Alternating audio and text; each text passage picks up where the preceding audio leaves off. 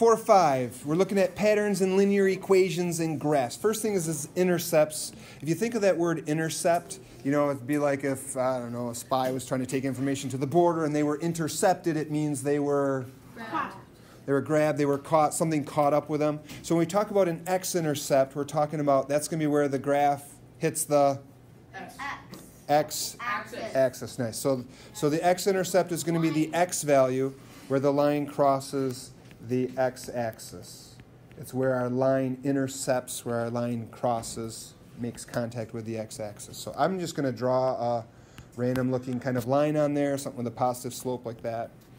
And we don't really have a scale on the x-axis, so I'm just going to say this here is a -4 maybe. -3, -4. You can do what you want for that. So the x-intercept then is going to be -4. That is the x-intercept. Now when we have that, what's the y value of that point right there? Go for it, Samuel. What's the y value? Yep. 6. If we had to make a point, we could say the x value is going to be a -4 for that red dot. The y value has to be not 6, but go for it. 0. Do you agree that for any line to hit the x-axis, it has to have a height of 0? Yes. So that's what I want to put in here, that basically you're going to have some number, comma 0, and this number right there is going to be that x-intercept. Or you could say it's the x value when y equals 0. So I kind of said the same thing like 3 times there, but we okay for x-intercepts? Yes. But the actual x-intercept is not going to be some point. It's not the point -4, 0. The x-intercept is just the -4. Good? Yes. Y-intercept, same thing, but now we're talking about the which axis? Yes. So the y value where a line crosses the y-axis. For anything to cross the y-axis, the x value must be 0. So it's the y value when x equals 0. Or you're going to have the point will then be 0, comma, some number. And that number right there is going to be the y-intercept. And if you wanted to, you could put something on the graph, put in your little dot, and maybe say that's, I don't know, a 6 or something like that. We okay? Cool. If you were to look at a story problem, time is usually on which axis? Is time on the x-axis or time on the y-axis? Y. Time's usually on the x-axis because x is going to be our independent axis, and things usually depend on time. Time is usually independent. So if you had something like, this is the amount of money in Mr. Falk's bank account, you know, so it's hopefully going up, you know, over time. Well, do you agree? Numbers over here, to say I have a negative amount of time doesn't make a whole lot of sense, right? Right. So the y-intercept, if you have a graph that's something versus time, the y-intercept is going to be the starting amount. It's going to be what's the y value? How much money does Mr. Falk have when time, x-axis, is 0? Okay, so since time is on the x-axis, the y-intercept is often the, I'm going to say starting amount.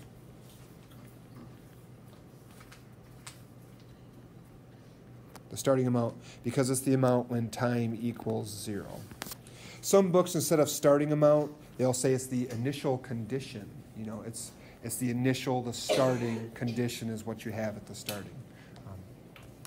So starting amount, or maybe I'll write it. You don't have to, but it's the initial condition. How are we doing on A and B? You guys feeling okay for those? Yeah, I'm not sure. Okay. Yeah, that makes sense. Then if we jump to page 2, Page 2 of notes in 5 million days. without the chatter. So I have find a 3 points and graph. So for finding 3 points and graphing, I'm going to first write an equation. So I'm saying you start with $3 in a savings account, and every week you add $2. Every week you add $2. So if x is going to be my number of weeks, I'm going to do y equals a little space and then an x. If x is my number of weeks, after 1 week I add $2, right? After 2 weeks you add $4. After 3 weeks you add? 6. So what goes in front of my x? Yep, that it's going to be a 2x or y equals 2 times x. You could put in the multiplication dot if you wanted to. But y equals 2x, because every time x goes up 1, your number goes up 2 more. And then plus 3. So if we were to go through and find 3 points in graph, what's the number we should put in for x? Anyone? 1. 1, sure. So if I put in a 1 for x, I'm going to put my 1 right in there.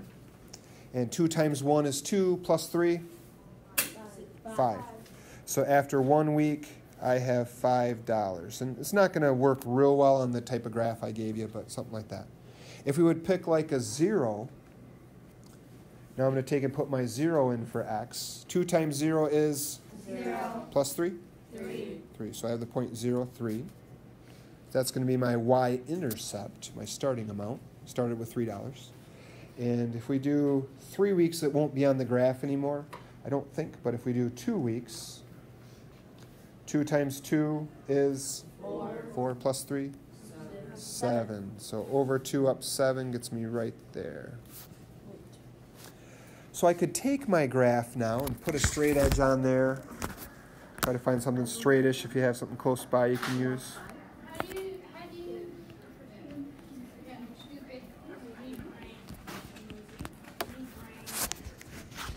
So I have that. Does that graph make sense for this problem?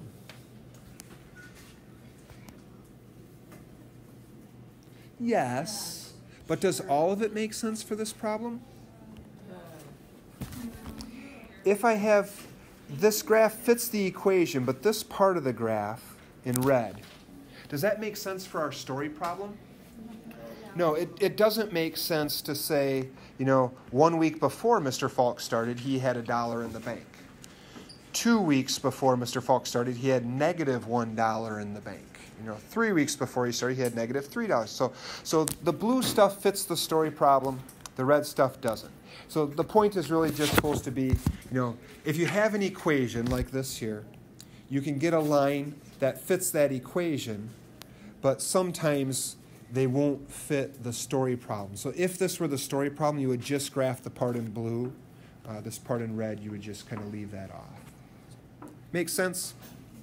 It's kind of like you have what they call limited domain, but you'll learn that later on in life. But only some numbers work for x. Time could only be positive. All right, last 2 graphs. If I were to put it on 1 for x, negative 2/3 times 1 is negative 2/3, right? I'm going to get some decimal answer. And graphing decimals is kind of a pain. We could go through and say, okay, when x is 1, it's going to have a height of 3 1/3. So that's going to be right about here. 1, 2, 3 1/3. And I probably lost you on the math. I wouldn't worry about it, but that's kind of a pain to graph, like the 1/3. So I would recommend this. What number could we put in for x that makes my fraction just become a normal whole number or integer? Not an even. Well, some evens would work, but do you think you know? Ooh, 1/3 I think is going to make it even nastier. That'd be like negative 2/9. So go for it, Luke.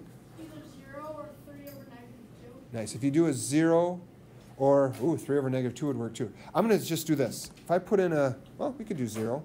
Why not? Because negative 2/3 times 0 is 0. So then we just end up with 0 plus 4 or 4. So 0 is nice. And we get the point over 0 up 4. You guys okay with that being our dot in the graph for over 0 up 4?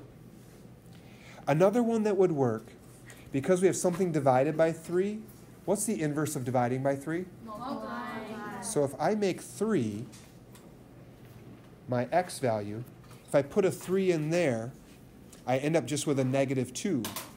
Negative 2 plus 4 is 2. Maybe 2 ways to look at that real fast. I have negative 2/3 times 3 plus 4. One way to look at it is to say, this 3 cancels with this 3, and I just get the negative 2. The other way to look at it is kind of like this here. When I multiply those fractions together, negative 2 times 3 is negative 6. Negative 6 divided by 3? Negative 2, which then I just have my plus 4. So you could kind of combine the numerators. Negative 2 times 3 is negative 6. Combine the denominators, you get a 3 down below, and then just do the division. Work for you? Yeah. So for my last x value, you could put in a -3, or you could put in a 6, or a -6. But I'd do multiples of 3. So should we just do a 6? Yeah. So I'd look at it as though I have my 6 right here. -2 times 6 is -12. -12 divided by 3 is -4. 12 divided by 3 is 4. So -4 plus 4 is 0. So now I have my x-intercept. Oh, I forgot to do my 3, 2. So 3, 2 is over 3 up 2. So right there's my dot. And then I do 6, 0. So I start at the origin. I go 6 to the right and up 0. So that's going to be my last dot. Then I could take and put a straight edge on there. Or free-handed if you want. But we get a line like this here. Good? Very last one. Similar but different. Okay. If I put in a 0, I'm going to get a what for y? 1. If I put in a 3, I get a... It'll be a negative. -1. And if you're taking a little longer, don't worry about it. 6 is going to give me a... be -12 divided by 3, so -4 plus 1, -3. So if you're a little slower, that's fine. You could take and punch them in a calculator too, especially if you're using your fraction key. So I have over 0 up 1. So my first point, 0, 1, is over 0 up 1. Then I have my 3 -1s, so I start at the origin, go 3 to the right, down 1, so right there. And now for my last point, I have 6, -3. So I start at my origin. I go 1, 2, 3, 4, 5, 6. Then down 3. So right there is going to be my dot. And now I can put my line through there.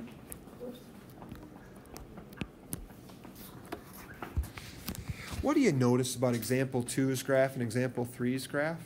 They're the same. Except are not the same. By same, you mean their slope is the same. And if their slope is the same, that means they are parallel. Do I have that at the top of page 3? Nope, looks like I don't. So I'm going to say parallel lines. So parallel lines have the same slope. Does anybody know what the slope is without having to figure it out? Think back to the calculator thing we were doing. Go for it, Samuel. Perfect. Remember that calculator thing we were doing said the slope is this number here in front of x? So if you go back and remember, both of these have to have a slope of -2/3. And you could find that, look for points. This point, you go down 2, you go 3 to the right. They both have a slope of -2/3. And this number here, the +4, is the y-intercept. Because if you put in a 0, this drops out, so y just is going to equal that number. The y-intercept of this one has to be a 1, because that's a 1. So it all ties together. So.